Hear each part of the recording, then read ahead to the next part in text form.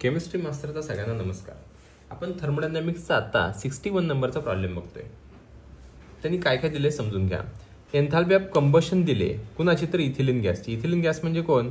C2H4. Combustion म्हणजे काय? जाळायचं आहे. जाळल्यानंतर काय तयार होतो? CO2 आणि H2O तयार होतो. पण इथं समजून घ्या तुम्ही, H2 कोणत्या स्टेटमध्ये असतो? लिक्विड. आणि CO2 कुठल्या स्टेटमध्ये असतो? गॅसेस. O2 पण गॅसेस आणि हा पण गॅसेस स्टेटमध्ये. रिॲक्शन बॅलन्स करण्यासाठी आपल्याला किती ऑक्सिजन इथं लागणार आहेत? 2, 3, 4, 6 ऑक्सिजन म्हणजे 3 O2 लागणार आहेत. तर ही रिॲक्शन तुम्हाला आहे इथं, म्हणजे इथिलीन गॅस जाळला आहे. आणि इथंच तुम्ही आता रिॲक्शन समोर दिसते म्हटलं तर मी लगेच लागलेच डेल्टा एन पण काढून घेतो. N2 - N1. N2 घ्यायचा 2 का घ्यायचा? ॲक्च्युली 2 आणि 2 4 यायला पाहिजे होता, पण 2 का घ्यायचा असतोय? याला म्हणायचं N2 आणि याला म्हणायचं N1. N2 म्हणजेच मोल्स ऑफ प्रॉडक्ट, N1 म्हणजेच मोल्स ऑफ रिॲक्टंट. पण हा लिक्विड स्टेटमध्ये, त्यामुळे ह्याला कन्सिडर करायचं नाही. हा आहे काय? नाही काय? मग इथं 2 आहेत, हे 2 घेतले आपण. परत मायनस हे 3 आणि हा 1 4, किती आला? 4. मग 2 - 4 हे 2 आला. म्हणजे तुमच्याकडे कोण आहे? डेल्टा एन तुम्हाला मिळाला. अजून काय दिलंय तुम्हाला? तर डेल्टा एच दिलाय तुम्हाला. हे बघा, एन्थाल्पी ऑफ कंबशन दिलाय तुम्हाला. मग डेल्टा एच तुमच्याकडे आहे. किती आहे तो? -1.4 × 10⁻³ किलो जूल. म्हणजे किती? -1.4 × 10⁻6 जूल, म्हणजे 1000 मल्टिप्लाय केलं. तुम्हाला हे असं कळत नसेल तर काय करायचं मग?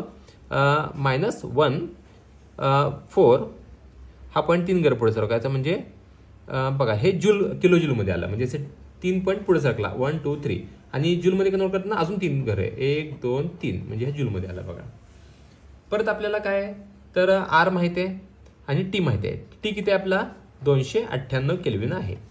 आपला फॉर्म्युला काय येईल माहिती आहे का? तर आपल्याला काय कॅल्क्युलेट करायचं आहे बघा बरं. Enthalpy reaction at constant volume. At constant volume म्हणजे डेल्टा यू कॅल्क्युलेट करायचा आहे. डेल्टा यूचा फॉर्म्युला काय? तर delta H minus delta NRT हा फॉर्म्युला आहे. डेल्टा एच तुमच्या समोर आहे. -14000000 -2 हा delta N into R 8.314 into temperature किती आहे? 298 केल्विन. तर हा पहिल्यांदा मल्टिप्लिकेशन करून घ्यायचं.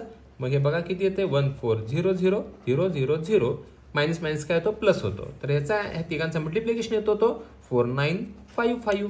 आता याच्यातून हे वजा करायचं. मग किती येते बघा बरं. Delta U is equals to हे वजा केल्यानंतर किती येईल? तर -1395055 इथं किती येईल? हे जूलमध्ये येईल. कन्वर्ट होईल करूया जूलमध्ये येईल. म्हणजे बघा बरं, 1395 0 44.9 म्हणजे 1395 0 44.9 म्हणजेच 45 45 झाला. म्हणजे आन्सर आपला किती आला? 1395 045 जूल आन्सर आला. एवढं सोपे प्रॉब्लेम येते. थँक्यू.